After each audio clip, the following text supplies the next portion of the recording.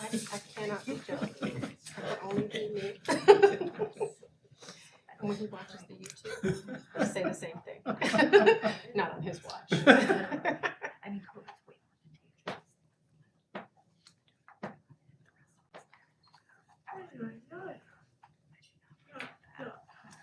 So much for the fastest board meeting. I know, I actually told my husband to get dinner for me. All right, everyone, we're live. Well, welcome to District 68 Board of Education. I'm Katrina L. Jordan, sitting in for President Joe Ruffner, who is unable to be here today.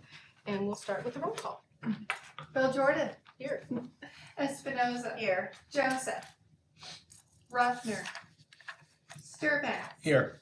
Sullivan. Here. Warshaw. Oh, here. I said Oh, yeah. you could be whoever. It's clearly been a week, okay. All right, well, we will now open our meeting for public comment. Please remember that this is not a dialogue between you and the board. If you have a specific issue which requires a response, Superintendent Garwood or the appropriate person will get back to you. Please state your name and connection to Skokie School District 68. Please limit your remarks to no more than 5 minutes.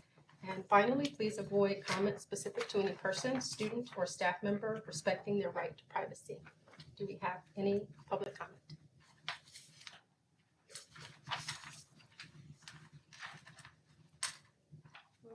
Yeah. You can stand Okay. there. That's fine. Okay, my name is Lauren Gradnicki. I am the parent of a Devonshire elementary student and an Old Orchard Junior High, almost going to high school student. And I would like to talk to you about sustainability in general and specifically about a sustainability coordinator. I know that we were doing some sustainability things sort of haphazardly throughout the district before the pandemic, and there were some setbacks from the pandemic that, it became very hard to do things sustainably. But now that we're getting fully back, it's time to pick up and move beyond what we were doing before. I realize that the school boards and the village and the park district they're all separate governing entities, but the sustainability plan that the village just passed has certain points in it that involve working together with those other entities to help everyone become sustainable. For example, there's stuff about rain gardens and native plantings, and I know that there's interest, at least in the Devonshire community, to have rain gardens and native plantings on school grounds. All of the buildings would be perfect for solar panels, and there's actually a lot of federal and state money out there right now specifically for schools to do sustainability construction kinds of things, including solar panels. There will be a volunteer corps around this sustainability plan that the village passed, and that corps, I'm sure, will be happy to work with the school districts. And so this is free expertise, free labor. Just find a little bit of money. We're ready to come and convert the grass into native plants in places where that makes sense. There are places where it doesn't, right? In some of the playgrounds, you definitely need church grass. But if you have native plantings, there's so much less upkeep. And for example, in Devonshire on the Costner side, there are these huge oak trees and there's grass in between them. You have to pay somebody to come and cut that. Nobody's running there. That's not a playground area. So if we had native plants there that could handle the shade and the drought and the heat and the winters that we still have, that would definitely reduce, in the long term, that would reduce the maintenance cost also. So anyway, I would like to continue presenting things to you and give you specific action items in the future. And now I know how to get it so that I can show you guys slides. Thank you. Thanks. Thank you. Are there any other public comments? All right, then we'll move on to superintendent's reports. Okay, my first item is somewhat related to Ms. Grosnicki's address today. We superintendents in Skokie are set to meet with John Lockerbie, the village manager, where they are going to share the sustainability plan to determine how we're able to partner with them. So we know that sustainability is sort of a more emphasized element in our newest strategic plan, and we are anxious to hear about the plan. I guess I'm hearing it's a 27, 28 page plan, and to see where we might be able to fit in a cooperative effort with other school districts and with the village. Second item that I just wanted to touch upon briefly, I'll call it the illness report. I know there was some trepidation about coming back from the holidays, certainly before the winter break, between flu and bronchitis and COVID. It was like people were getting sick left and right. Teachers, kids, many of us here too. Pleasantly surprised when we came back on the first day after winter break. We had maybe a half dozen staff members that were out. None of them were COVID related at the time. I think we've only had 1 or 2 COVID cases amongst staff since then, and our absence rate has declined dramatically. So it seems like a lot of the things that were kind of raging back in November and December have subsided rather substantially so far. So that's some good news. We'll hope that keeps moving forward in that direction. Illinois 5 Essentials will launch next week. That's the annual survey to parents, staff members, and students in grades 4 through 8.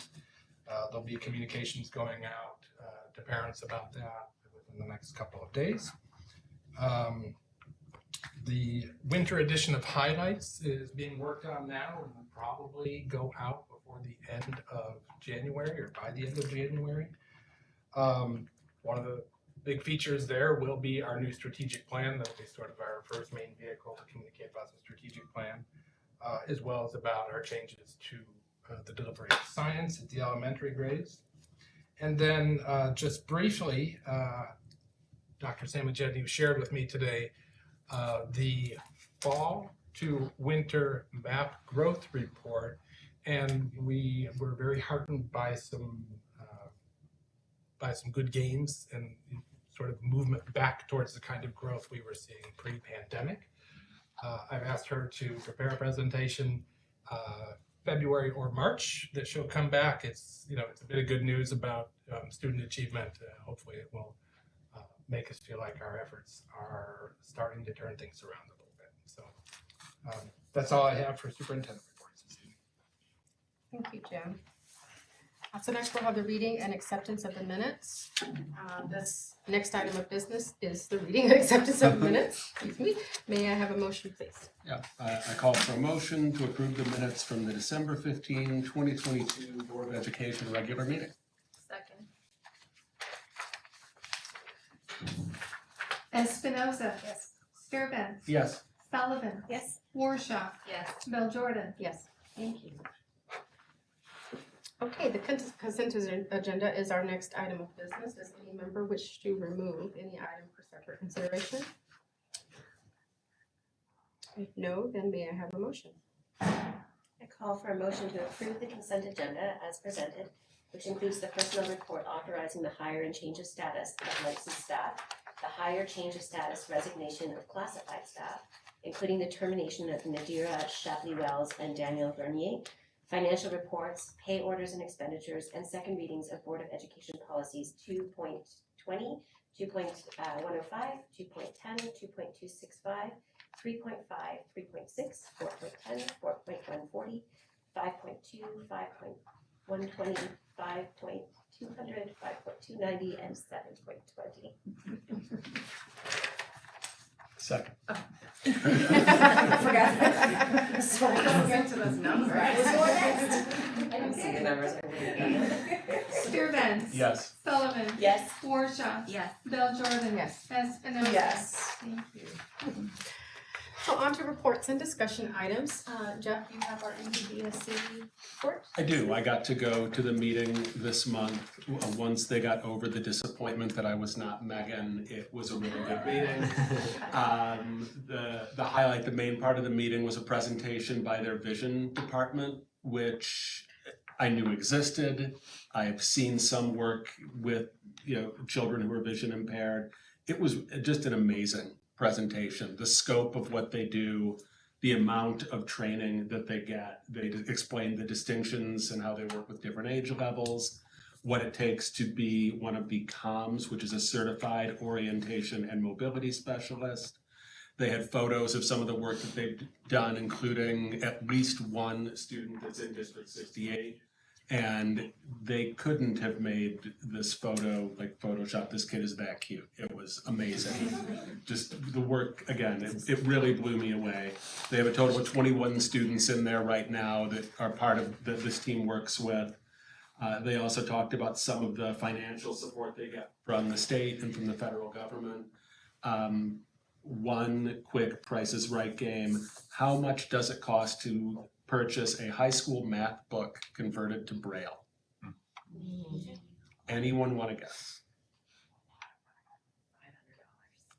$500 is a good guess. 65,000. Because you have to braille out every page, every chart, and they had examples of like the length of a wall, what it looks like, and again, things I never considered. And what it takes to be competent as a math teacher, what it takes to be competent in Braille, the Venn diagram of people who have both the ability and dedication to do that is just mind-blowing. So that was a big part of the meeting, and again, I'm still thinking about it. Other topics they covered, they're doing an audit of how they do EL work. All of their speech pathologists and psychologists are EL certified, but they don't have one primary point person. So they're just trying to make sure they're doing everything with the best practices they can. And they want to get somebody to work with them who is savvy with special education, not only with EL education, because of how important it is to have that perspective when you're reviewing their work. There's a junior high school basketball tournament that took place last weekend. I tried to get an update for everyone, but I don't know how the Raptors did. I'm sorry. And they have their Township Institute Day coming up in early March on the 3rd, where they have professional development. They expect over 1,000 people to be participating in that. And it just sounds really amazing. So it was a really great meeting. Yeah. Or any questions or anything for Jeff? All right, well, very good, thank you. So we'll next move on to our Board of Education agreements, our third installment. And the two that we are going to review today are concerns from the community and staff and emails to board members from the district website. As a reminder, we are reviewing them for our meeting today, and we will delve into these much more deeply when we have our board training in the spring. So shall I review the bullet points from the first or the next Board of Education agreement, and then we can open up for questions or discussions? Okay. So in terms of concerns from the community and staff, also known as customer concerns, board members will listen carefully, remembering they are only hearing one side of the story. Board members will then direct that person to the person in the district most appropriate, otherwise known as the chain of command, who is able to help them resolve their concern. Board members handling concerns in this manner will clarify that one board member has no individual authority to fix the problem. And finally, board members will call the superintendent if they think this is an issue of concern. So, do we have any clarification or comments about that? Can I just inquire about the word customer? Where it comes from? Yeah, Yeah. it's a little bit too transactional. I mean, it doesn't quite feel. Yeah, so that language came from our ISBA field representative when we first created these some years ago. That's what they call concerns that come from like parents. They call it customer concerns. I don't know that we're necessarily married to it, but that's just, you know. I imagine that when we, have our board training, that any of these things that we might want to tweak in terms of language or grammar around how we, phraseology, that we can, discuss it more at that time. So maybe make a note of it. I have it here too. Anybody else? All right, let's move on to our next board agreement. Email to board members from the website. The district website will include a link to email all board members, as well as links to email individual board members. Individual board members will choose how to respond to the email by either a general response or a personalized response to each email. Board members will forward any emails with questions of a staff nature to the superintendent and to the board president if the response requires a response speaking for the board. And this is a pretty important one. I'd say, you know, that last bullet, if it's an email that's to the whole email board group, then Joe and I know to respond to those. So you probably don't need to forward one that the whole group got already in that circumstance, but I think that's more like if you get an individual board